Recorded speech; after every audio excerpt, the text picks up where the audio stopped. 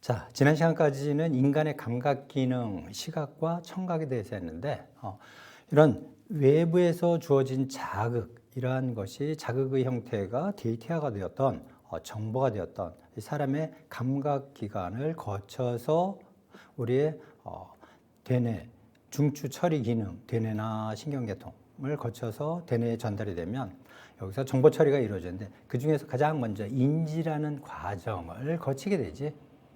그래서 이 정보 처리의 가장 첫 번째 단계가 어떻게 보면 인지라고 할 수가 있는데, 자, 그러면 이 인지 설계 원리에 대해서 이번 시간에 배우게 되는데, 이 인지 설계 원리는 결국 인간의 감각 기관을 통해서 이것이 주어진 자극이 신경계를 통해서 대뇌에 전달이 돼서 인지되는 과정에서 이것이 올바르게 이것이 인지되도록 하기 위한 것이라고 할 수가 있어.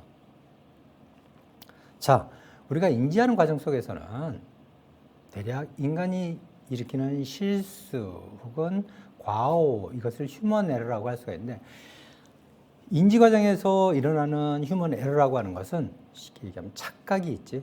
그래서 3자와 혹은 8자 혹은 여러분들이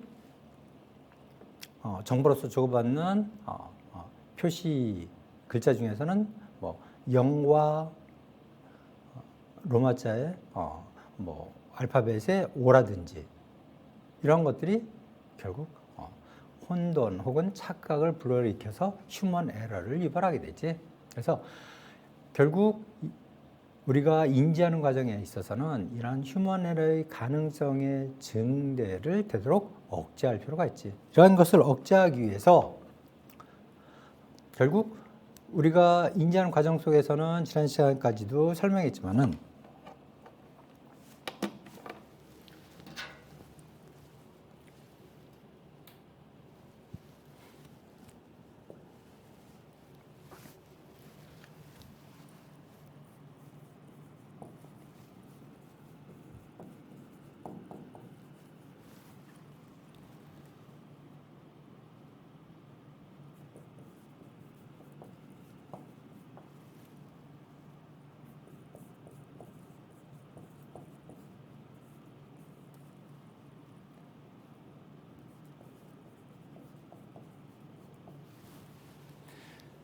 기계나 설비의 표시기에 표시된 정보가 결국 데이터 혹은 자극으로서 우리 감각기, 수용기를 자극하게 되면 그것이 대뇌, 중추 처리 기능으로 전달이 되고, 그것이 정보 처리를 거쳐서 효과기를 통해서 여기서 힘이 주어지게 되면 제어기에 전달이 되고, 제어기에서는 이 제어기에서 결국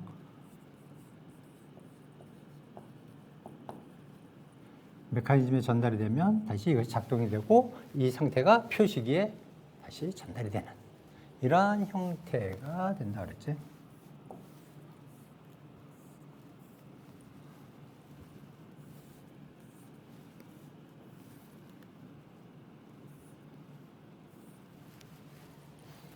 그래서 휴먼 에러는 바로 표시기에서 자극의 형태로서 데이터가 주어졌을 때 수용기에서 바로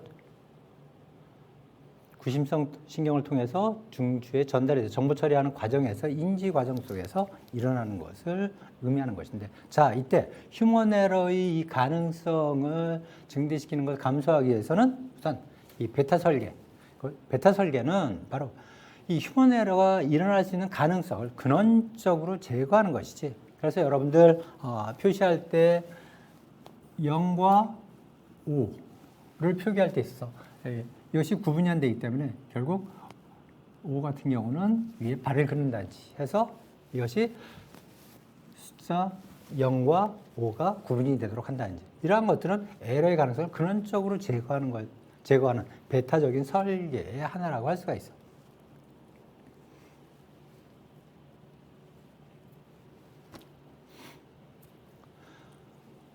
그 다음은 설비 및 작업 환경에 대해서 설계 대책으로서 보호하거나 혹은 예방하는 설계.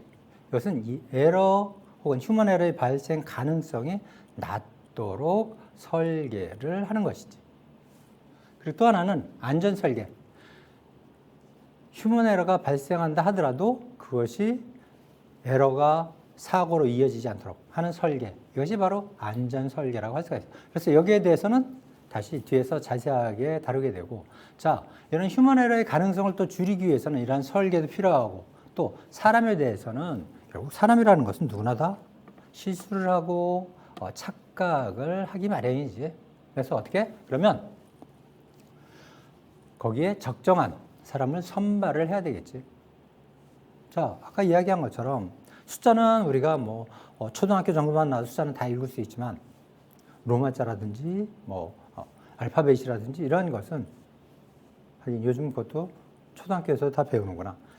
예전에는 중학교를 가야 영어를 배우고 외국어를 배우고 했는데 어쨌든 거기에 적합한 사람을 선발하거나 혹은 그러한 작업 수행이 가능하도록, 그러니까 작업 수행이 가능하다는 건 뭐냐, 휴먼 에러가 덜 발생할 수 있도록 훈련을 시켜야 되는 것이지. 그렇게 하더라도 인간이라고 하는 것은 늘 언제나 실수를 하기 마련이지. 그래서 어떻게 좀 더 적극적으로 실수를 하지 않고 임할 수 있도록 동기부여를 한다든지 하는 것들은 바로 이 사람과 관련해서 할 수 있는 것이라고 할 수가 있습니다. 자, 우리가 일을 할 때는 아까도 보여준 것처럼 사람이 기계를 사용해서, 왜 기계를 사용해? 좀 더 효율적이고 생산적으로 하기 위해서. 자, 그러면 이러한 설비를 다루는 데 있어서 관리적 요인으로서 바로 작업 설계를 하고 안전 설계를 하고, 설비 그 자체는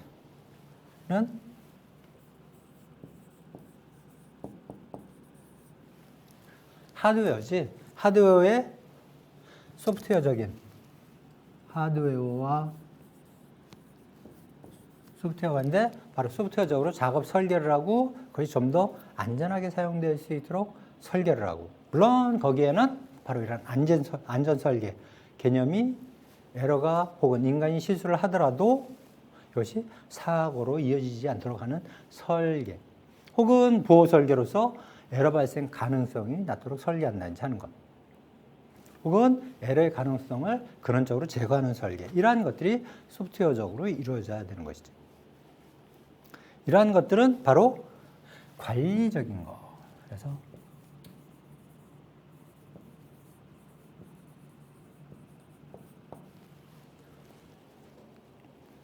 나중에 여러분들이 이제 안전공학을 배우게 되면 대책을 세우는 데서 사회적인 접근을 하는데 바로 그때 사람이 바로 사람과 그리고 기계와 관리, 여기 하나 더 중요한, 이거 둘러싸고 있는 여러 가지 환경 등 이제 나중에 배우게 되지만 미디어에 관한 것, 여기에 관한 대책을 세우게 됩니다. 결국은 여기서 휴먼 에러, 안전공학에서 다루는 것처럼 결국은 안전공학 자체가 나중에 다시 여러분들이 배우게 되겠지만은 그것은 바로 이런 인간공학을 토대로 하는 것이 바로 사고라고 하는 것이 결국 사고를 방지하고자 하는 것. 이것은 결국 대책을 세워야 돼요. 그 대책이 바로 이런 휴먼 에러의 가능성을 최대한 줄이기 위한 것. 그래서 바로 이런 사엠 접근이 들어가게 되는데, 바로 이런 사엠 접근은 이와 같은 인간공학적인 것을 베이스로 해서 이것이 형성이 되고 있다는 것.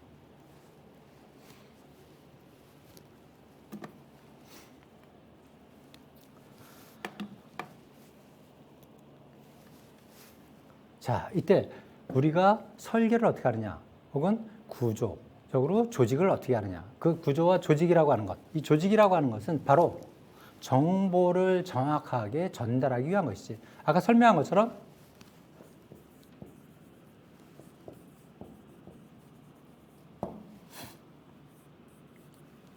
이때 주어지는 것이 자극의 형태로 주어지는 것이 바로 데이터, 혹은 이것이 모이면 인포메이션, 이런 식으로 바뀌게 되는데,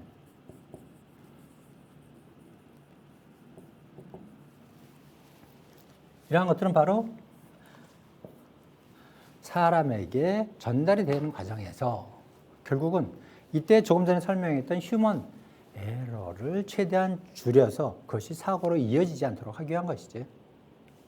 혹은 그것이 휴먼 에러가 발생하지 않은 그만큼 사고가 나지 않고 휴먼 에러가 발생하지 않으면 결국 효율과 생산성을 증대시킬 수 있는 것이지. 자, 이때 결국은 그래서 조금 전에 설명한 것처럼 여기에는 어떻게 설계가 이루어져야 되는데 이런 설계는 바로 구성 혹은 구조적으로 조직을 하는 것. 설명하는데 무엇이냐? 바로 주어지는 정보를 조직하는 것이라고 할 수 있어요. 그렇다면 정확하게 정보가 전달이 되도록 해야 하는데 바로 이 시스템은 머신, 기계의 확정된 개념이지. 그럼 시스템의 이미지, 결국은 우리가 감각기관을 통해서 받아들이는 것은 하나의 이미지, 정보라고 하는 것은 이미지 형태로서 받아들이게 되는 것이지. 이때 시스템 이미지라고 하는 것은 바로 주어지는 것은 시스템이 갖고 있는 외형적인 것, 혹은 아까도 이야기했던 것처럼 표식이라든지 아까 인간기계에 설명했던 것처럼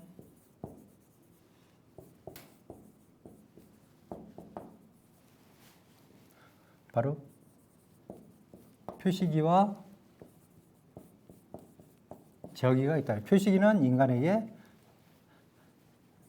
자극의 형태로서 데이터를 전달하고 데이터가 바로 인포메이션, 정보의 형태가 되는 것이고 이때 사람의 효과기를 통해서 무엇이 힘이 전달이 되게 되면 제어기가 작동을 하고 제어기에 의해서 메커니즘으로 전달이 된다고 그랬지. 자, 이때 바로 시스템의 이미지로서는 바로 표시기와 제어기 형태로서 나타날 수가 있지. 거기에 여러 가지 지시사항이나 혹은 사용 설명서 이런 것들이 시스템의 이미지 형태가 되고 결국 이것은 누가? 바로 디자이너가 설계를 하게 되지. 시스템의 이미지를. 그래서 디자이너가 시스템의 이미지를 설계하는 데는 바로 디자인 모형이라고 하는 것을 갖고 있는데 사실 이것을 디자인을 하는 측면에서도 개념 모형이라고 통상적으로 얘기를 해. 설계를 하기 전에 개념 모형을 먼저 형성하고 만들게 되는데 이때 디자인 모형, 이때 디자인의 모형의 디자인 모형이라고 하는 것은 이때 디자인에서도 개념 모형이라고도 부르긴 하는데 여기에서의 지금 얘기하는 개념 모형하고는 조금 틀려서 이것은 글자 그대로 개념 모형이 컨셉추얼 모형이 돼요.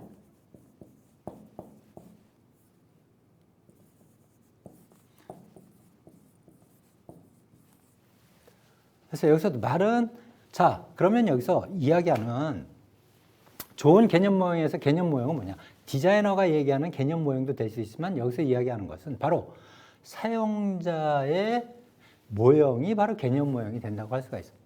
이것은 뭐냐? 결국 시스템을 작동할 때 표시기에서 받아들이는 정보를 우리가 대뇌에서 정보 처리를 하고 그것을 제어기를 통해서 조작을 한다고 할 때 혹은 조정을 하고 제어를 할 때 이때 바로 이 사람은 혹은 사용자는 사용자가 거기에 대한 모형을 갖게 된다는 것이지. 왜? 아, 이것은 이렇게 작동할 것이고 그럼 내가 이렇게 제어를 해야 되겠다 하는 그러한 것을 바로 개념 모형. 이것은 시스템이 어떻게 이것이 작동하고 작용할지 하는 그 구조를 지각을 하고 바로 인간이 그것을 정보 처리하는 과정에서 정보 처리하는 과정에서 그것을 해석을 하고 그럼으로써 형성된 사용자가 갖고 있는 정신적 모형, 이것을 우리는 개념 모형이라고 하자. 그래서 이 컨셉추얼 모델, 일반적으로 얘기하는 개념 모형인 컨셉추얼 모델하고는 좀 다르게 이것도 사용자가 갖고 있는 개념 모양인데 이것을 사용자의 멘탈 모델이라고 하자 하는 거죠. 자, 이걸 토대로 해서 어떻게 해야 돼? 바로 디자이너는 이 개념 모형을 만들 때 디자인에서 얘기하는 개념 모형 컨셉추얼 모델인데 이 컨셉추얼 모델은 사용자의 개념 모형인 멘탈 모델과 그리고 이것이 제대로 작동할 수 있는 결국 이 시스템을 우리가 사용자, 바로 사람이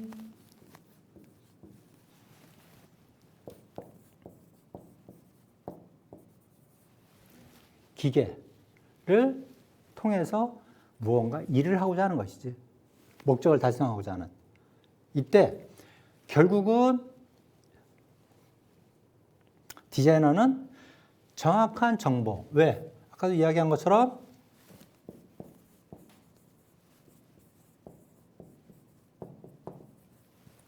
결국 이 표시기에 전달이 되는 자극이고 그 자극이 데이터가 되고 데이터가 뭐가 돼? 바로 이 정보가 되는, 인포메이션이 되는 것이기 때문에 이것에 대한 정확한 정보가 바로 사람에게 어디에? 수용기에 전달이 되도록 설계할 필요가 있는 것이. 그것이 바로 그럴 때 이것을 바로 조직을 한다. 정보를 조직을 한다. 혹은 구성을 한다라고 이야기하는 거예요. 그래서 정확한 정보를 조직하고 구성할 필요가 있다는 것.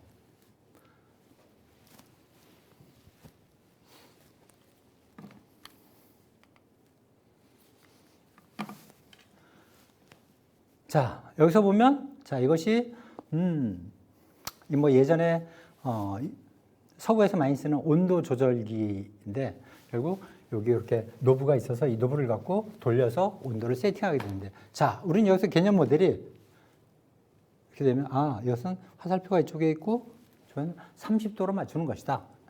이런 개념 모델이 형성이 되게 되지. 자, 그러면 이렇게 할 때 이것은 몇 도에 맞춘 것일까? 우리는 이것이 10진법으로 나가고 있고 이것이 2등분했으니까 하나가 5씩 스케일을 갖고 있는 것으로 해서 자 우리가 5도로 다시 낮춘다든지 맞춘다든지 할 때는 여기다 맞추게 되는 것이지. 그래서 화살표가 직접 닿지는 않더라도 이쪽을 향하고 있으면 여기에 5라는 온도에 우리가 세팅을 한다 하는 이런 개념 모양이 만들어지게 되지. 자 이것은 뭐 이 정도는 뭐 여러분들이 다 알 수 있는 것이고, 자, 이 초등학교 저학년 수학 문제 이런 것이 있다고 그래. 자, 그래서 사과는 7이고 포도는 5에다가 사과를 더한 값이 되고, 그다음에 1에다가 바나나를 더하면 사과가 되는 것이고, 그랬을 때, 자, 사과에 포도에 바나나를 더하면 값은 얼마가 되는가 하는 거예요. 이것이 바로 개념 모형을 만드는 과정을 잘 나타내 주는 것이라고 할 수가 있어. 그럼 얼마지?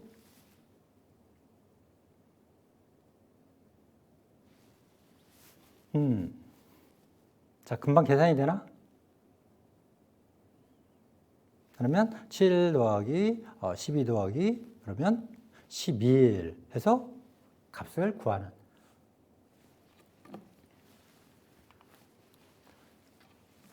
자, 그러면 우리가 이런 개념 모형 속에서 인지 모델을 만들게 되는 것이지.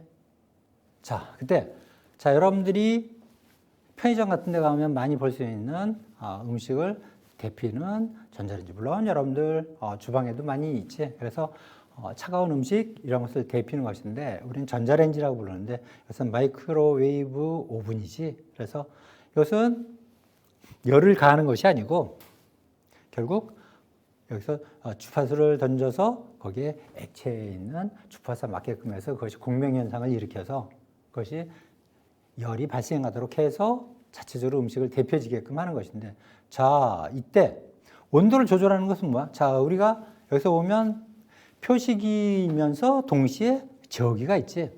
이것이 기계측이고, 그럼 사람은 여기서 온도를 높이는, 온도를 조절하는 것이 있고 시간을 조절하는 것이 있어.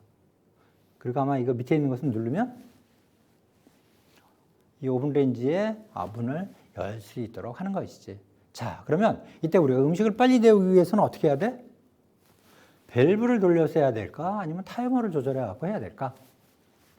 이때 바로 물론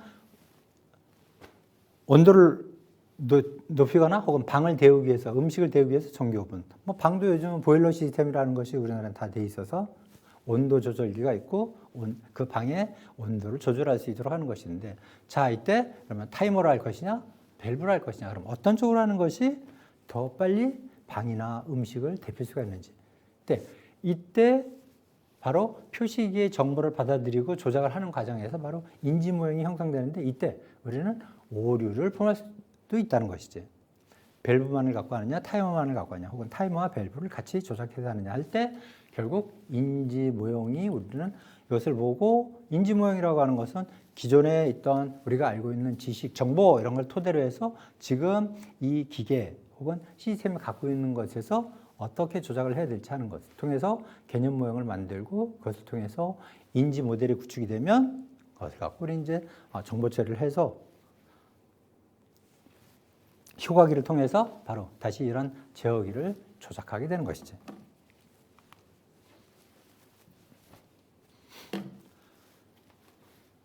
자, 결국 이 휴먼 에러의 가능성을 최대한 줄이기 위해서는 결국 사용자의 머릿속에 있는 것, 이것은 바로 멘탈 모델, 개념 모델이라 그랬지.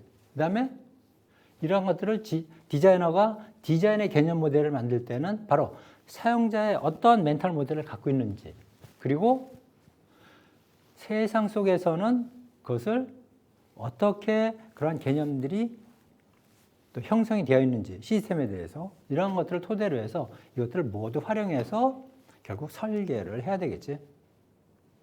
그러기 위한 디자인 모형, 이것은 컨셉추얼 모델이라고 그랬지. 근데 이것도 개념 모델이라고 디자인 쪽에서 부른다는 거예요. 우리가 얘기한 사용자 모형은 바로 멘탈 모델이고 이것을 우리는 인지 속에서 형성되는 개념 모델이라고 하자는 것이지. 그것이 바로 디자이너는 바로 사용자가 정보를 받아들이고 다시 그것을 조작하고 하는 것들을 정보를 주고받는 시스템 이미지를 바로 디자이너가 구축을 해야 된다는 것.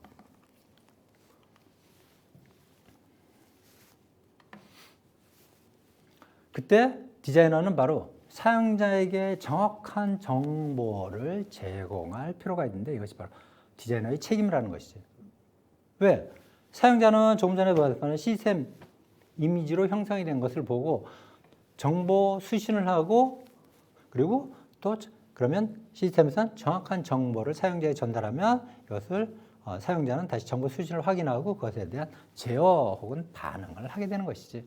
그렇다면 결국 이때 필요한 것은 사용자가 어떠한 여기서 작업 혹은 일을 할 것이냐 하는 것, 그리고 그것을 어떻게 할 것인가 하는 그런 방법, 그리고 그때 사용하는 것들은 시스템이나 설비는 어떻게 되는지 하는 이런 것들에 대해서 알아야 된다는 거지.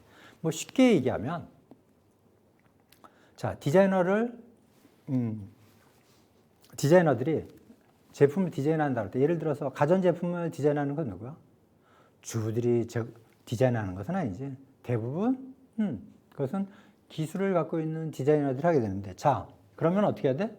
자, 주부들이 이 일을 무엇을 수행하고자 하는 것인지, 그걸 통해서 무엇을 달성하고자 하는 것인지 하는 내용을 알아야 되겠지. 그걸 하기 위해선 기존에는 어떻게 하고 있었는지, 방법을 알고 어떻게 해야 되는지 하는 그런 방법과 그때 사용하는 도구나 설비 뭐 이런 것들은 어떻게 되는지, 또 사용하는 재료 이런 것 무엇인지 하는 것을 충분히 작업과 관련된 정보를 알아야 되겠지. 그걸 통해서 시스템을 설계하고 그 시스템은 바로 사용자에게 개념 모델을 혹은 개념 모형을 형성할 수 있는 멘탈 모델을 형성할 수 있는 정확한 정보가 제공될 수 있도록 시스템을 설계한다는 것을 의미하는 것.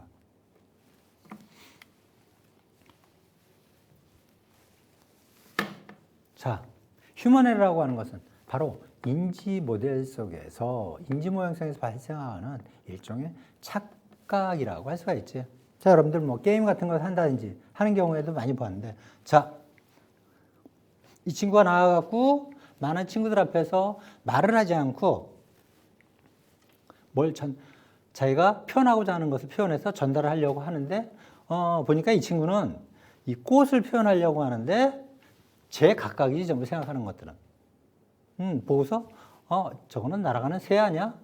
생선이 뭐 물속을 헤엄쳐가는 듯한데 어떤 친구는 뭐 말이라고 생각하고 말이 달려가는 형태, 뭐 흐느적하니까 뭐 낙지나 문어 아니야? 이렇게 보는 친구가 있는가 하면 뭐 다양한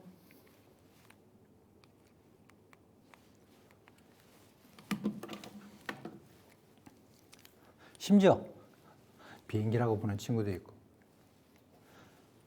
자, 누구든지 착각을 일으킬 수가 있어요. 착각이라고 하는 건 왜? 그 사람이 갖고 있는 잠재의식 속에 갖고 있는 것에 의해서 바로 보고 착각을 일으키게 돼요. 자, 여러분들이 밤중에 어렸을 때 시골에 할머니 집에 간다 이제면 요즘 그런 말이 통하지 않겠네. 요즘 뭐 전부 여러분들은 대도시에서 살았기 때문에 할머니 집에 간다면 시골이 아니었는데 70년대만 해도 대부분 우리 도시지에 사는 사람이 별로 없었고 그때 경제 발전과 더불어서 많은 사람들이 이 농촌을 떠나서 이제 도시로 오는 그런 현상이 많이 발생해서 대부분 보면 할머니 집이나 할아버지 집은 저 시골이라고 하는 곳에 있는 것이 많은데 그런 데 가서 한번 방학 때 가서 어렸을 때 이렇게 보면 뭐 고목나무가 썩어 있다는 데에서 희끄무리한 게 달빛에 비춰서 보인다 그러면 그걸 귀신으로 생각한다 이제는.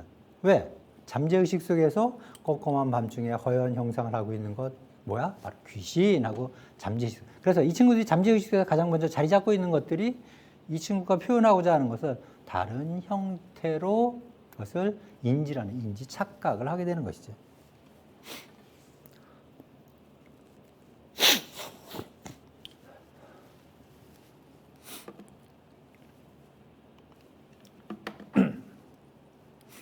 자, 이 그림도 이제 우리나라에서 워낙 유명해져서 잘 알고 있는 진주 귀걸이를 한 소녀지. 그래서 엄청나게 유명해지고 소설도 나오고 영화도 나오고. 그래서 영화는 2004년 정도에 우리나라에도 영화가 나왔었는데 그때 당시 영화를 봤을 때는 그렇게 유명한 사람들인지 몰랐는데 여주인공을 맡았던 여배우도 그렇고 그때 화가가 이 그림을 그린 사람이 베르메르지. 그래서 네덜란드의 화가 하면 여러분들이 가장 많이 아는 화가고 세계적으로 특히 우리나라에서 화가 중에서 가장 사랑받는 화가는 바로 이 빈센트 반 고흐라고 하지. 근데 빈센트 반 고흐와 더불어서 네덜란드의 유명한 화가가 바로 베르메르인데 베르메르는 뭐 이 네덜란드어를 정확하게 읽으면 우리나라식으로 표현한 페이메르라고 그것이 가깝다고도 하는데 어쨌든 베르메르라고도 많이 알려져 있어. 그래서 근데 이 베르메르의 작품은 뭐 그렇게 많이 남겨져 있지 않고 사실 더 유명한 작품은 또 히틀러도 좋아했다 그러는데 뭐 화가의 아틀리에라는 작품이 있는데 그것이 그렇게 유명하고 또 대표적인 작품으로 알려져 있고 또 그것을 둘러싼 뭐 에피소드 같은 것도 많이 있고 그런데 어쨌든 우리나라에서는 많이 알려진 그림이 바로 이 진주 귀걸이를 한 소녀라고 할 수가 있어. 근데 이것도 제목을 바꾸어서 그렇게 유명해진 그림 중에 하나라고 그래. 원래는 터키식 터반을 싼 소녀라고 했는데 그래갖고 와닿지가 않아서 진주 귀걸이를 한 소녀 해갖고 진주 귀걸이를 부각시키면서 훨씬 더 유명해졌다는 그런 뭐 얘기가 있는데 어쨌든 상당히 이때 남자 주인공으로 나왔던 친구고 콜린 파웰이고 뭐 하여튼 여배우고 등등 그때 조연으로 나왔던 친구도 그렇고 지금 수십 년이 지나서 보니까 지금은 어마어마하게 다 유명해졌는데 그때 2003년 이때 볼 때만 해도 좀 생소한 얼굴들이 주인공 조연으로 나왔었는데 자 어쨌든 이런 유명한 그림을 보면서 참 이것도 신비한 그림이라고 많이들 미술계에서는 이야기를 하고 여기에 뭐 둘러싸인 비밀 이런 것도 이제 많이 얘기가 나오고 하는데 자 그러면 그럼 여러분들이 이 그림을 보면 누가 보이지? 자 우선 여기엔 두 얼굴이 보인다 그래. 어린 소녀 혹은 숙녀의 옆 얼굴 혹은 노파의 얼굴 이렇게 보인다 그러지.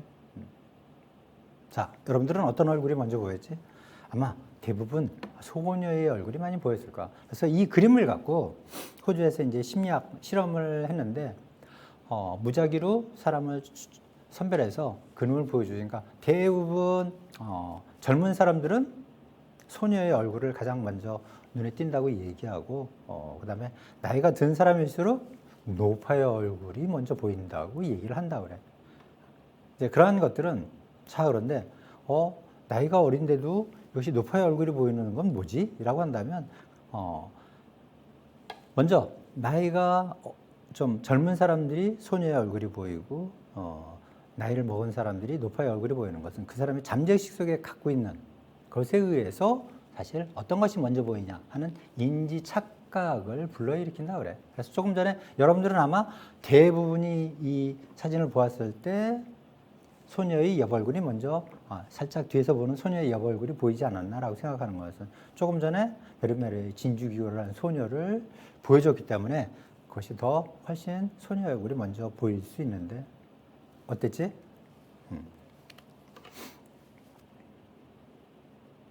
자, 그래서 이러한 인지착각. 자, 그래서 되도록이면 이 단순하게 하는 것이 좋다. 왜? 우린 조금 전에 그런 사람의 착각을 불러일으키는 그런 기묘한 그림을 그리는 것이 아니기 때문에 결국 중요한 것은 뭐 정확한 정보 전달. 그걸 통해서 바로 작업을 효율적이고 빠르게 할 수 있고 휴먼 에러를 줄이기 위한 것이지. 자, 이것은 형상화를 뭘 형상했냐면 아까는 마이크로웨이브 오븐 렌지인데 이것은 가스렌지. 여러분 주방에서 많이 볼 수 있는 이 가스렌지를 형상화해 놓은 것인데, 자, 파란 부분에 있는 것이 화구, 그리고 밑에 있는 것이 조절기 혹은 제어기가 되는 거죠.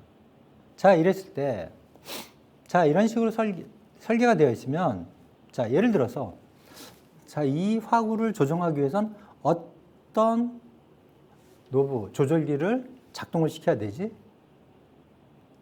자, 이것은 두 개로 나눠져 있는데, 이런 경우에 있어서는, 자, 이런 경우가 있어서도, 자, 이런 경우에 이 위쪽, 여기서 그림으로 보면 위쪽인데, 화구에서 보면 이제 저 안쪽이 되겠지? 오른쪽의 안쪽의 것을 조정하기 위해서는, 자, 아마 이쪽일 듯 싶은데, 그러면 두 개로 나눠져 있기 때문에 경우의 수는 훨씬 줄어들지. 그런데 자, 위에 것이 왼쪽 것이냐, 오른쪽 것이냐 하는 것이 발생할 수 있지. 자, 같은 네 개인데 이런 경우에 있어서는 가까운 쪽, 양쪽 가의 것은 양쪽 끝으로, 뒤의 것은 바로 안쪽에 있는 것들로 이렇게 쉽게 단순화시켜서 하게 되면 그만큼 인지 착각을 불러일으키기가 그만큼 경우의 수가 줄어든다는 것을 의미하는 것이죠. 자, 그래서 이 단순화하는 경우, 그래서 예전에 여러분들은 아마 이런 걸 본 적이 없을 것 같기도 한데, 이 골동품상이나 가면 보이는 혹은 예전에 영화 7, 80년대를 나타내는 영화 같은 데서 가전제품을 곧 넣을 법한 건데, 뭐 레버나 버튼이 있고 그 다음에 스피커가 있고 이런 형태가 2000년대까지는 이런 형태로 돼서 스피커가 있고 작은 스위치들로 구성이 되는 것이 지금의 대부분의 텔레비전이라고 하는 것, 결국 앞에서 보이는 것은 전원 버튼 하나밖에 안 보이는 형태로 단순화되고 있는 것을 보여주는 것이라고 할 수가 있어. 그런데 이게 지금은 TV를 켜려면 어떻게? TV를 켜는 시간보다 뭘 찾는 시간이 많아? 리모트 컨트롤러. 우리가 리모컨이라고 부르는 것을 찾는 시간이 더 많이 걸리지. 리모컨이 없으면 어떻게 가서 키우고 조작을 하기가 쉽지가 않아. 가만히 봤더니 이 뒤에 부분에 그런 것이 있어서 손을 밑으로 하고 뒤로 집어넣으면 조작할 수가 있는데 그것이 또 영 불편하기가 한이 없어. 그래서 단순화가 좋기만 한 것이냐? 또 이것도 생각해 볼 문제라고 할 수가 있지.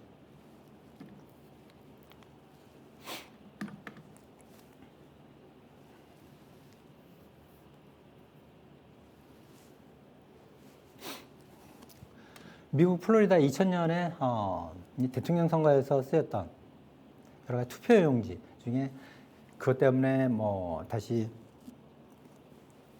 불복해서 재판도 하고 막 그래서 떠들썩하게 만들었던 그런 선거였었는데, 그래서 지금도 여러분들이 검색을 해보면 2000년 플로리다 투표에 대해서 검색을 해보면 다양한 것들이 나오는데, 우리는 이런 것을 본 적이 없는데 이것을 통상적으로 이 나비 형태의 뭐 투표용지다 그렇게 하는데 뭐 이런 식으로 투표를 한다 그래. 나도 한 번도 해보진 않았는데, 그랬을 때, 자, 투표용지가 이렇게 됐을 때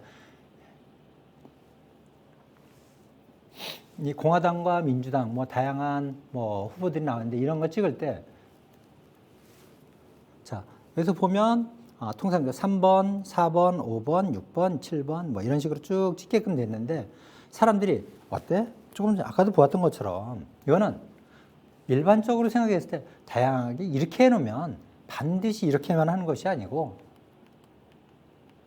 이런 일이 발생한다는 것이지. 그래서 분명히 이렇게 하는 것을 의미해서 했음에도 불구하고 생각하는 건 각자 다 달라서 3번 혹은 4번은 여기다 기표를 하는데 5번은 여기다 하는 수도 있어요. 1, 2, 3, 4, 5번 해갖고 위에서부터 5번째 있어서 그리고 6번째를 또 여기다 찍는 경우도 있어. 왜? 여기서 생각하는 거야? 제일 위쪽에 있는 선에서 가까운 쪽으로.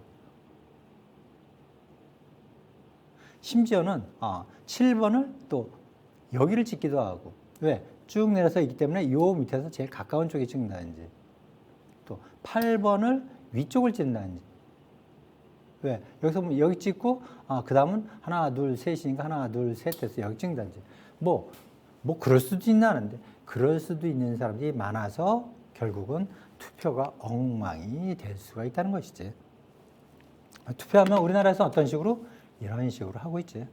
그래서 우리는 기표용지. 그래서 이것이 뭐 사람 인자인 경우도 있고 이런 식으로 됐는데 이게 사람 인자로 하면 그것이 종이를 접었을 때 다시 뭐 그게 다른 쪽으로 그것이 번진다든지 해서 생기는 뭐 혼란 이런 걸 막기 위해서 이런 식으로 했다 그러는데 사실 이거를 그래서 왜 우리나라는 이런 식으로 했지 하고 찾아보니까 이게 전복자라고 그래. 전복자를 형상해서 이렇게 했다 그러는데 그렇게 사실 와닿지가 않고 사실 이렇게 한 것은 우리가 대만이라고 하는 부르는 타이완에서 제일 먼저 우리보다 먼저 썼다고 그래. 근데 사실 그보다 더 먼저 쓴 건 일본에서 더 먼저 써갖고 일본은 요즘은 직접 이름을 기입하는 형태가 돼서 그것도 또 말이 많은데 초창기는 이렇게 됐지. 그래서 일본에서는 이게 뭐냐면 투표라고 하는 것을 그쪽 가다카나라는 글자를 쓸 때 투표의 투한을 의미하는 그 글자에 다시 영표를 쳐서 나는 이 사람한테 투표한다 하고 동그라미 도장을 찍는 것 형태로 했다는데 그것을 대만이 그것을 받아들이고 왜? 우리나라와 대만은 같은 식민지였음에도 불구하고 대만은 일본에 상당히 우호적이래. 왜냐하면 우리나라처럼 수탈도 많이 당하지 않고 우리나라에는 무관들이 많이 들어왔었는데 일본에 총독도 그렇고 그쪽 타이완 쪽에는 문관이 많이 가 있었대. 그래갖고 상당히 뭐 무관보다 문관이 부드럽고 유연했던 모양이지. 그래갖고 그렇게 대만 사람들이 일본 사람을 싫어하지 않는다고 그래. 근데 우리는 많이 수탈을 당하고 그래서 상당히 싫어하는데 그때 이런 거를 왜 우리는 좀 독자적으로 쓰지 않고 했는지 모르겠는데 어쨌든 그래서 피하는 방법이 이건 우리는 전복자다 그래갖고 근데 말이 안 되는 게 내가 찍어놓고 그 사람은 복을 받은 사람이기 때문에 하늘에서 점지하는 사람이기 때문에 찍는다? 글쎄 좀 어폐가 있는 것 같고 한 번은 바꿔야 되지 않을까라는 생각을 투표용지를 보면서 생각을 했어요. 자, 어쨌든 그런 혼란을 야기할 수 있는 결국 인지 착각 혹은 인지 오류를 범할 수 있는 이런 형태가 되면 그래서 지금까지도 시끌시끌한 모양이에요. 자, 그래서 아까 단순화를 봤는데 결국 이 단순화 이것은 결국 작업 구조를 단순화시키는 거지. 그 작업이라고 하는 것은 우리가 사람이 일을 하는 것도 마찬가지고 일을 할 때 작업도 의미해야 되고 우리가 그것을 개념 모델, 개념 모형에서 멘탈 모델에서 이것을 작업하는 그것도 단순화시킨다는 의미도 있어. 그래서 예를 들면 과제의 성질 자체를 바꾸는 것. 이것은 기술적 보존을 이용해서 그 기능의 종류를 어떻게 바꿔주는 것을 의미하지. 예를 들면 깊고 넓게 되어 있는 것을 좀 더 좁고 얕은 구조를 한다든지 하는 것. 그래서 예를 들면 제품 중에서 보면 뭐 통상 우리는 찍찍이 신발이라고 부르지. 그래서 이건 벨크로사에서 만든 건데 이 후크앤룹 신발이라고 해서 이것을 쭉 간단하게 갖다 붙여서 이것을 근데 일반 신발 그래서 특히 초창기에는 유아용 어린이들이 끈을 묶기 힘들고 그러니까 유아용 그랬는데 지금 뭐 다양한 형태로 사용되고 예를 들면 축구화 같은 데도 사용이 되더라고. 그래서 어떻게 기술적으로 보완을 했는지 모르겠는데 이 신발은 바로 여러분들이 좋아하는 특히 여러분들뿐만이 아니고 우리나라 사람들이 제일 좋아하는 축구 선수 이 손흥민 신발이 바로 이 축구화라고 그래. 그래서 초창기에는 연소자나 장애자 뭐 이런 사람들에게 많이 통용했는데 지금은 그것이 보다 폭넓게 적용이 되는 예라고 할 수가 있어. 단순한 예이지. 그래서 이 자국 구조를 단순화하는 것 중에 또 기억 부담을 줄여주는 것. 왜? 우리는 결국 인지 과정에서 생길 수 있는 휴먼 에러라고 하는 것은 결국 기억 부담이 많아지면 많아질수록 휴먼 에러가 발생하기 쉽지. 예를 들어 전화번호를 들었는데 그걸 몇 번이었더라? 누르려고 하다가 왜? 단기 기억 속에 들어갈 수 있는 것은 매직 넘버라 그래. 7 플러스 마이너스 2. 그러니까 결국 무관한 항목들은 한 번에 5개 이상을 기억하도록 요구하지 말라. 그래서 7 플러스 마이너스 2에서 최소로 해서 2를 빼니까 5. 5은 그래도 누구나가 다 대부분은 부담이 없기 때문에. 그래서 5개 이상이 필요할 때는 또 다른 보조장치를 제공하도록 하는 것. 뭐 써서 준다든지 하는 것. 전자수첩, 메모장, 뭐 타이머 등등. 또 하나 좋은 방법은 이걸 코딩이라 그래갖고 코드화 시키는 방법. 그래서 여러 차원의 감각을 조합해서 사용하는가. 단순한 글자, 숫자 이런 것뿐만이 아니고 거기에 색을 집어넣는다든지 뭐 빨간색, 파란색 뭐 이런 식으로. 그다음에 모양, 형태, 네모, 그다음에 세모 뭐 이런 식으로. 그다음에 그 크기, 큰 것, 작은 것. 그다음에 어디다 두냐, 위치, 상하 등. 뭐 그다음에 조작법 표시 이런 식으로 이것을 코딩하고 그룹화 시킴으로 해서. 그래서 그룹화라는 거 이렇게 모아두는가? 유사한 기능을 갖고 있는 것들은 모아서 둔다든지. 마찬가지 여러분들 쓰는 전자계산기 같은 경우도 기능에 따라서 분류가 되고 모아져 있지. 거기에 크기 또 혹은 이렇게 색을 집어넣고 해서 바로 이것은 코딩을 통해서 바로 기억의 부담을 줄여주는 것이지.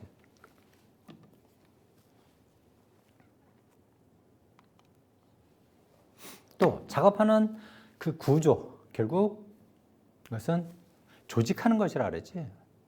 그래서 귀찮고 불필요한 작업은 자동화시켜서 어디 코마셜을 보니까 세탁기를 돌려놓고 우아하게 차를 마시고 있는. 그래서 아무것도 안 해도 돼. 그 불편하고 힘든 빨래하는 작업이 여유 있게 즐길 수 있는 커피를 마시면서. 그래서 초보자들은 자동화를 선호하고. 그래서 초창기에 지금 뭐 여러분들이 사용하고 있는 컴퓨터 이런 것들은 아이콘을 사용해서 명령어를 입력하지 않고도 다 쓰는 것이었지만 이러한 형태, 아이콘을 사용한다는 하는 형태로 나온 것은 한 1985년, 6년 애플 컴퓨터가 처음에 나왔을 때 그래서 그 애플 컴퓨터가 있을 때 피자박스형의 여러분들 쓰고 있는 지금 피자박스형도 아니지 피자박스형의 컴퓨터 이러한 것들은 전부 이제 IBM 계열의 MS-DOS라고 하는 것을 사용하는데 이때는 전부 명령을 입력해야 되는데 그래서 지금은 뭐 전부 윈도우 환경 이런 거로 바뀌고 아이콘도 전부 바뀌었지만 그때는 뭐 아이콘이기 때문에 뭐 초등학생이나 유치원생들도 이용할 수 있는 그래서 그건 뭐 아무나 사용하는 장난감 같은 컴퓨터가 아니다 이렇게 하고 컴퓨터라면 오롯이 이런 공학을 하는 사람들이 이런 사람들이 명령어를 다 암기를 하고 그런 것들을 그냥 뭐 일반 사람 모르는 그러한 것들을 작업을 하고 그래야만이 정말 고도의 기술을 다루는 이런 컴퓨터다 이렇게 생각했는데 지금 바뀌었지. 누구나 다 사용할 수 있도록.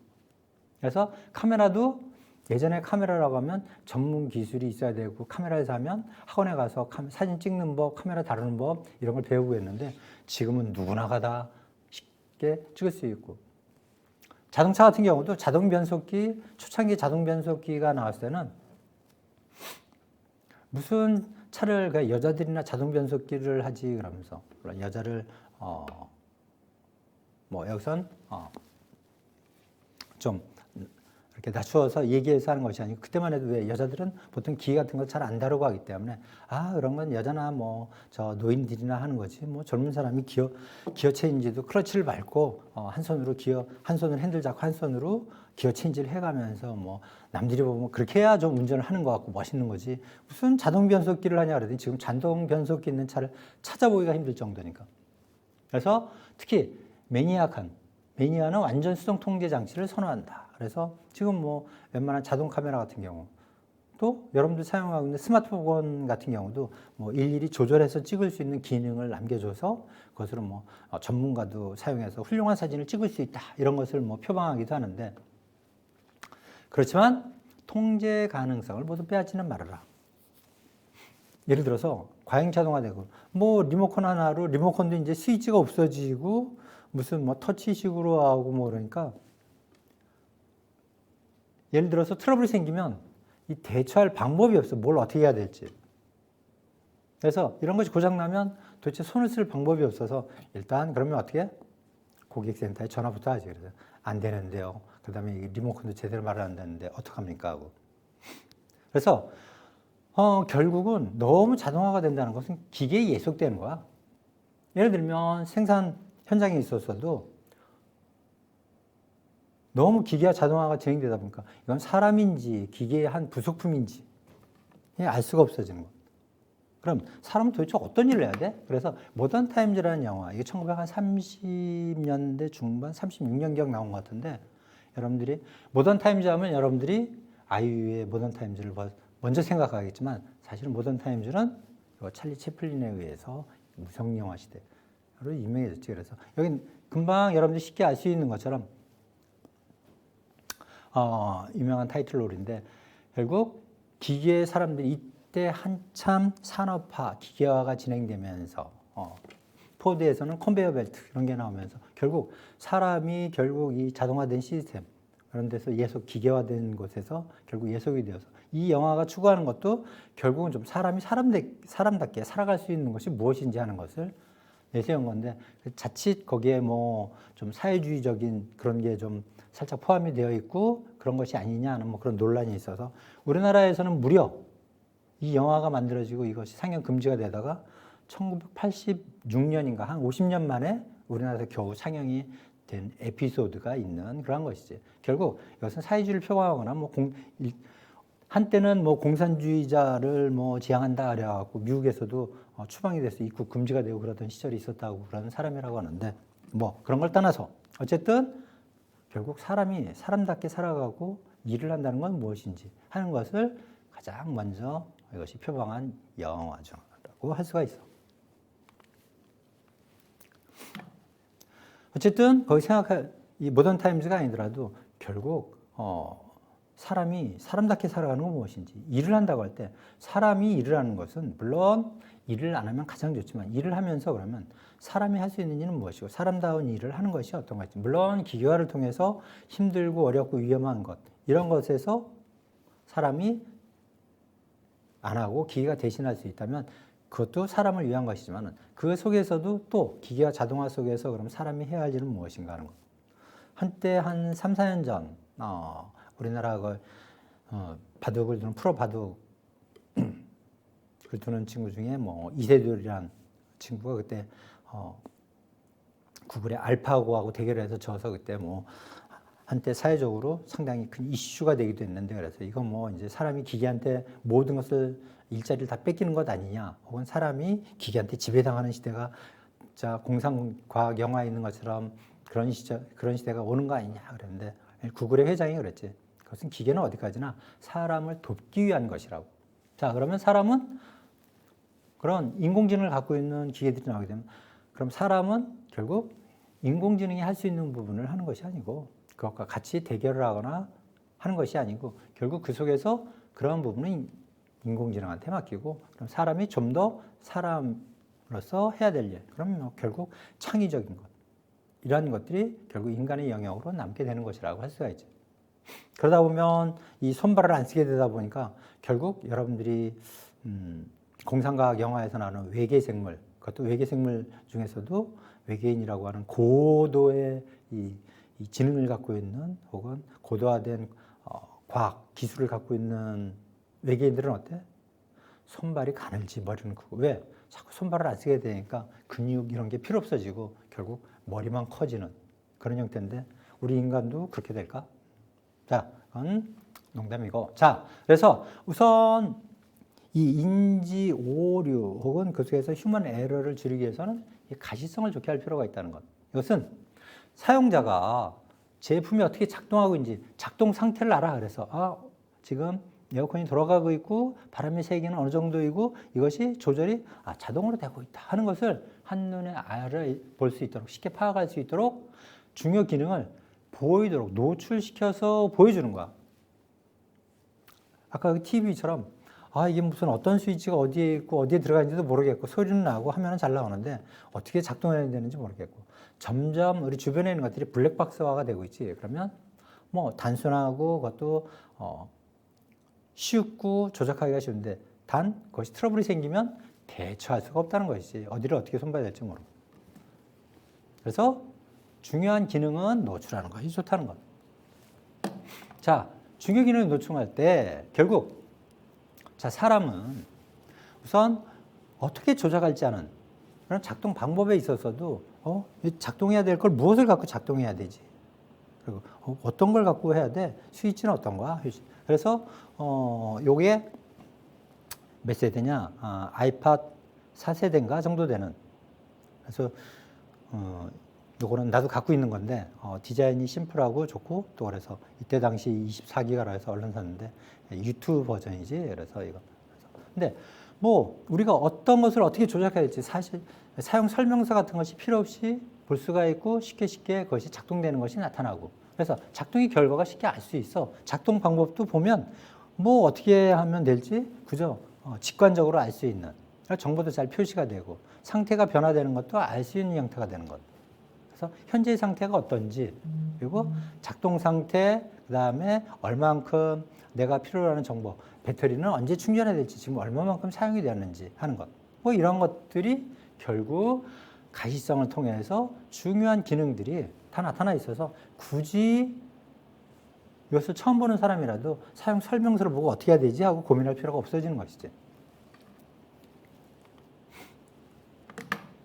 자, 우리가 많이 쓰고 있는 이 배터리. 요즘 뭐 자동차도 이제 배터리를 쓰게 되는 시대가 되어서 이 배터리를 생산하는 회사의 주가가 엄청나게 올라가고 그런다 그러는데 배터리는 우리가 무엇을 이것은 뭐 교류를 쓰지 않고 직류를 쓸 때는 그리고 직류를 쓰므로 해서 우리 휴대하기가 쉬워지지. 그래서 휴대를 하고 그런 휴대용 제품이 많아지면서 배터리를 많이 쓰는데 그런데 이게 문제는 뭐냐면 도대체 배터리 잔량이 얼마나 남아있는지 이건 모르겠어. 그래서 이런 것을 앞뒤로 붙여서 이렇게 구부려서 붙이면은 잔량을 나타내는 표시를 이어주는 거야. 상태가 어느 정도인지. 사실은 이 배터리 일일이 확인하지 않고 이 배터리를 사용하는 기계에서 배터리 양을 그래서 여러분들 휴대전화 같은 경우에는 배터리가 안에 내장이 충전용 배터리가 내장이 되어 있지만 그래서 상태를 알려주고 있지. 거기에 뭐 숫자까지 알려줘서 이렇게 어느 정도인지 바만 나타내는 것이 아니고 잔량까지 퍼센트로 알려주고 있지.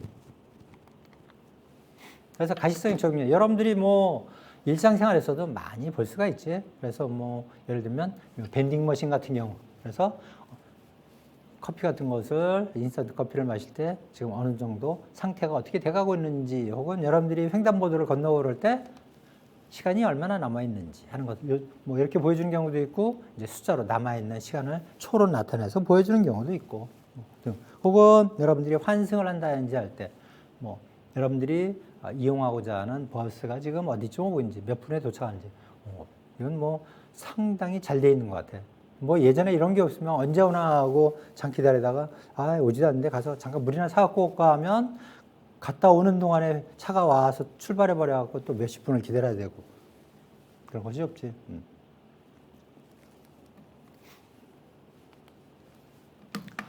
또 중요한 것은 피드백 원칙. 그래서 지금 어떻게 작동되고 있는지 그 결과를 사용자에게 정보로서 알려주는 거야.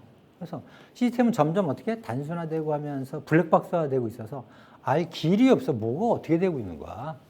특히 여러분들 컴퓨터 같은 데 잘 나가죠. 그래서 설치 파일을 받고 있으면 시간이 얼마 남았다는지 진행 상황은 어느 정도라는지 하는 것들을 이렇게 알려주는 이런 것도 하나의 피드백의 좋은 예라고 할 수가 있죠. 그래서 의도를 한 것이 어느 정도 진행되고 있는지 혹은 결과는 어떤지 하는 것을 알려주는 것. 그래서 여러분들 뭐 이런 전화기는 거의 집에도 이제 잘 없을 정도고 대부분 뭐 스마트폰으로 다 대체를 하고 있는 상황이지만은 전화기에서 오면 시각적 피드백으로서 내가 누른 전화번호가 딱딱 떠서 정확하게 입력했는지 볼 수가 있지. 그리고 소리가 울리면서 누른 번호가 제대로 눌러졌는지 청각적으로 피드백을 알려준다 이제는. 이러한 것들이 피드백의 간단한 전화기지만 사용되고 있는 예라고 할 수가 있어.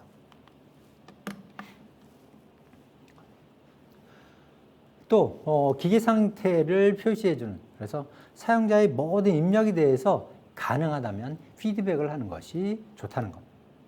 그래서 사용자가 요구하고 있는 것 혹은 사용자에게 제공되어야 할 상태 정보, 그거는 무엇인지 하는 것에 대한 고민을 해야 되겠지. 누가? 바로 시스템 디자이너가. 그리고 그것을 어떻게 사용자한테 피드백해 줄 것인가. 이 어떻게가 중요한 것이, 이걸 통해서 바로 인지 오류 혹은 휴먼 에러를 줄이고 정확한, 아까 이야기했던 처음에 했던 정확한 정보 전달을 하기 위한 것이지. 그러기 위해서는 어떻게? 정보를 잘 조직을 해야 되는 것이지. 그래서 그때 바로 시각 표시, 음향 표시, 촉각 표시. 바로 뭐야? 지난 시간에 봤던 인간의 감각 기능과 관련된 시각 혹은 청각, 촉각 이런 형태로. 그래서 경고나 하이라이트나 혹은 전멸하게 한다든지 그것을 문자로 해서 보여준다든지 혹은 음향, 소리 이런 것들로 나타내주고 혹은 촉각을 해서 만져서 쉽게. 여러분들 키보드에 보면 가운데 두 개에는 키보드에 도출이 됐을 때가 포지션을 딱 잡았을 때 가운데 양쪽 검지손가락이 닿는 부에 표시가 된다는 점. 이런 것도 촉각적 표시라고 할 수가 있죠. 그래서 이것은 사용자가 빨리 신속하게 반응해서 그렇게 하려면 불확실성을 줄여야만이 빨리 행동으로 옮길 수가 있겠지. 혹은 그래서 빨리 인지해서 정보 처리를 할 수 있도록 하는 것이죠. 그래서 이러한 것들은 통상 2초 이내에 이루어지도록 권장을 하고 있어.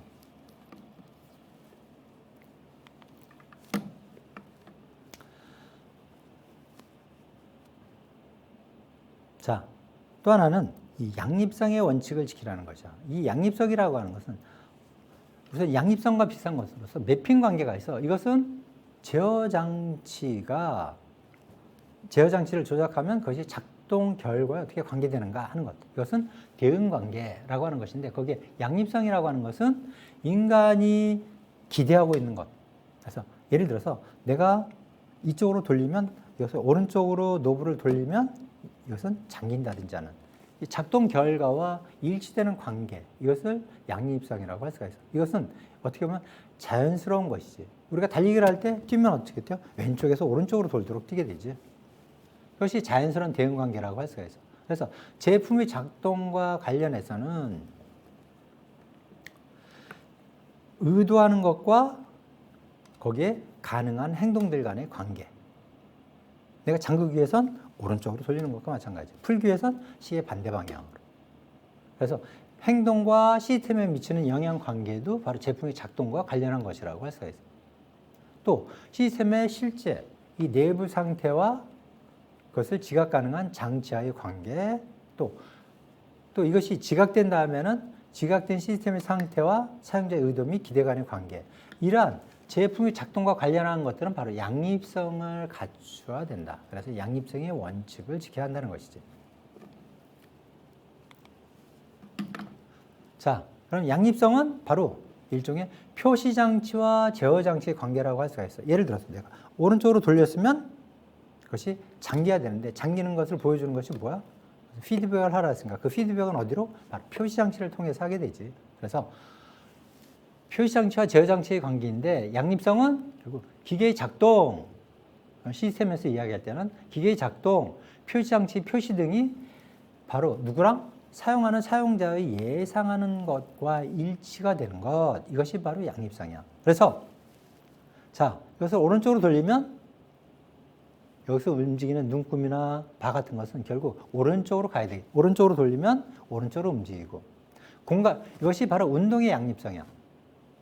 또 하나 공간의 양립성인데 공간의 양립성은 자 위에 있는 화구, 이것을 화구라고 했을 때 그것은 바로 그 아래에 있는 것으로 조작을 하게 되고 또 왼쪽에 있는 것은 왼쪽에 있는 것으로 조작을 하게끔.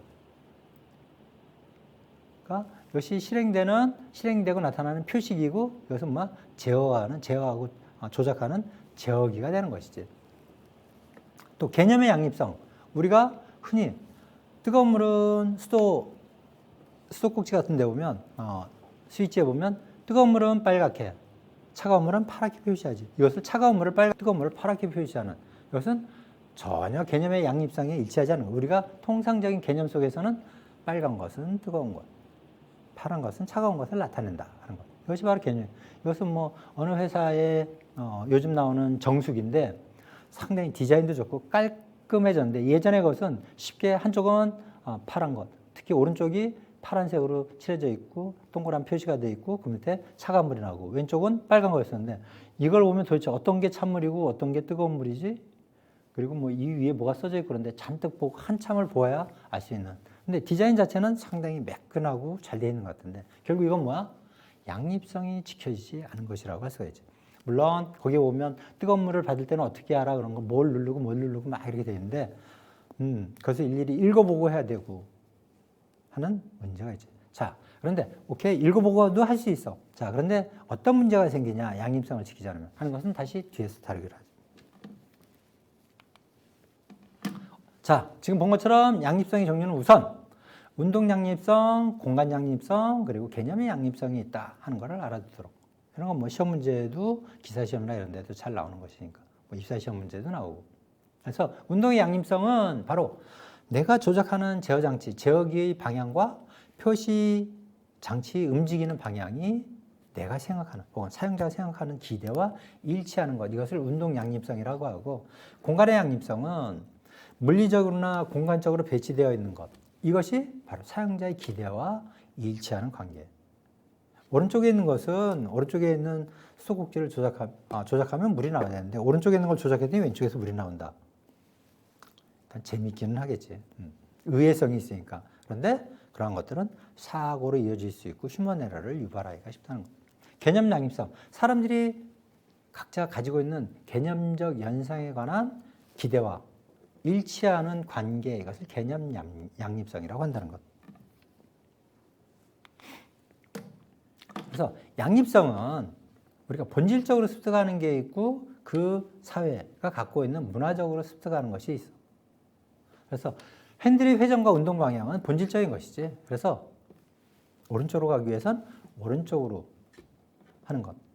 그래서 이것이 문화적으로 또 습득해지는 것도 있어. 예를 들면 수도꼭지 같은 것. 그래서 서구 같은 경우에는 물이 나오게 하려면 어떻게? 수도꼭지를 아래로 내리는. 수도꼭지를 위아래로 한다든지 개폐를 한다든지 하는 것들은 보통 아래로 내리면 물이 나오고 그것이 직관적이지 내리니까 물이 밑으로 나오는 형태로. 근데 일본 같은 경우에는 수도꼭지를 위로 올려 나오게 돼 있지. 자, 그것은 이 문화적인 차이가 다. 일본 하면 생각나는 게 뭐야? 가장 많은 자연현상, 태풍, 지진, 뭐.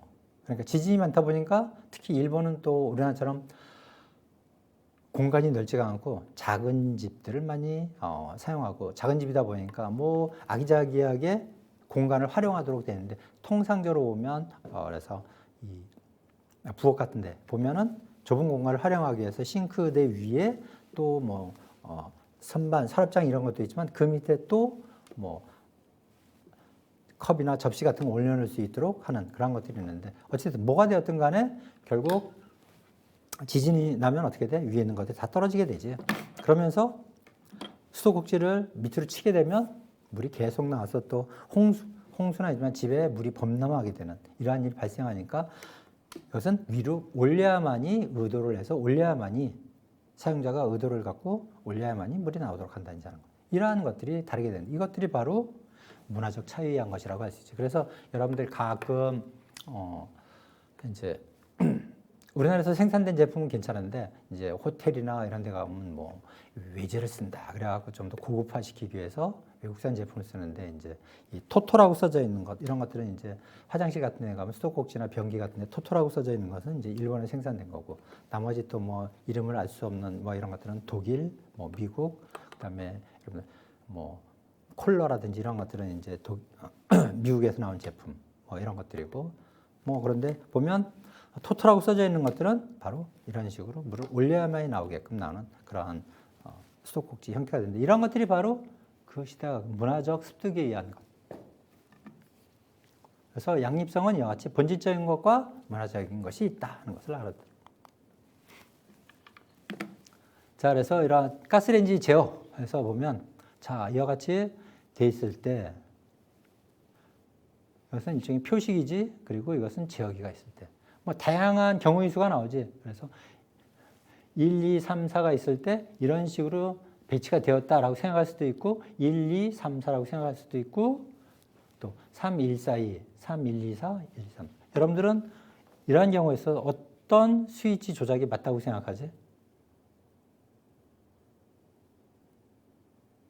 그건 없지. 설계한 사람이 어떻게 설계했냐에 따라서. 그런데 그 사람이 어떻게 설계했는지 찾아내는 것은 쉽지가 않지. 설계자가 1324로 했을지 1341로 했을지 3141로 했을지 3124로 했을지 알 수가 없지. 그래서 통상 보면 1, 2, 3, 4 이런 식으로 배치할 수 있지만 반대로 3, 4, 1, 2가 될 수도 있고 1, 2, 3, 4가 될 수도 있고 참 어렵지? 이렇게 되면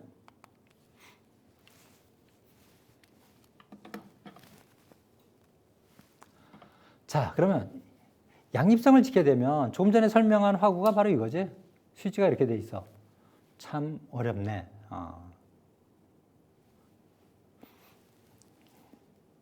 요거는 우리 집에 있는 걸 내가 사진 찍은 건데 그래도 그나마 이거는 이런 식으로 1, 2, 3, 4인데 1, 2, 3, 4 이런 식으로 해갖고 혼란스러운 것은 별로 없더라고. 근데 하도 오래돼갖고 이제 지난 여름에 이걸 교체를 했는데 그래서 그때 마침 찍어둔 사진이 있어갖고 여기서 좀 활용했는데 이 형태보다는 이 형태가 좀 훨씬 낫지. 그래서 양립성을 지켜야 되면 일종의 이것도 어느 정도 양립성이 지켜진 형태라고 할 수가 있죠. 그러면 학습 시간이 줄어들어. 일일이 이걸 외우고 하는데 시간이 줄어들게 돼. 반응하는데 빨라. 물이 끓어서 넘쳤다? 이제 문제는 뭐냐면 여기에다 올려놨는데 이 물이 끓어갖고 막 넘쳐. 그럼 빨리 불을 꺼야 되는데 어떤 거야? 근데 딱 보면 여기서 물이 끓어 넘친다? 그럼 이거를 끄면 되겠지. 반응 시간이 빨라져. 그리고 또 오류율도 적어. 불을 켜려고 하는데 자 여기다 올려놓고 자 가스불을 켜야 되는데 어떤 걸 켜야 돼? 막 서너 개를 다 돌려볼 수는 없잖아. 또 위험시 효율적인 대처. 아까처럼 물이 넘친다든지 빨리 꺼서 해야 된다든지 할 때 이것이 제대로 대처가 안 된다든지. 그럼 당연히 사용자 만족도가 높아지겠지. 몇 번 헷갈리고 그다음에 이거 제대로 작동이 안 돼요 그러면 어떻게 돼? 에이 바꿔버리자. 바꾸려니 돈이 들어가네. 도대체 누가 설계를 한 거야? 하게 되지.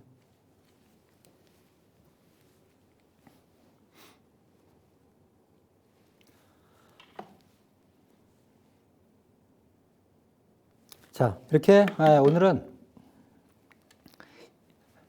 인지설계에 관해서 다뤘는데 거기서 이제 이 양립성까지 다뤄봤는데 자, 여러분들 주변에 있는 제품 혹은 이런 것들, 여러분들이 사용자가 되어서 이러한 것들, 기계, 시스템 혹은 제품을 다룰 때 이런 양립성의 원칙에서 벗어난 것은 없는지, 자, 그런 것들은 무엇이 문제인지 하는 것을 한번 잘 생각해 보는 시간이 되도록. 자, 오늘은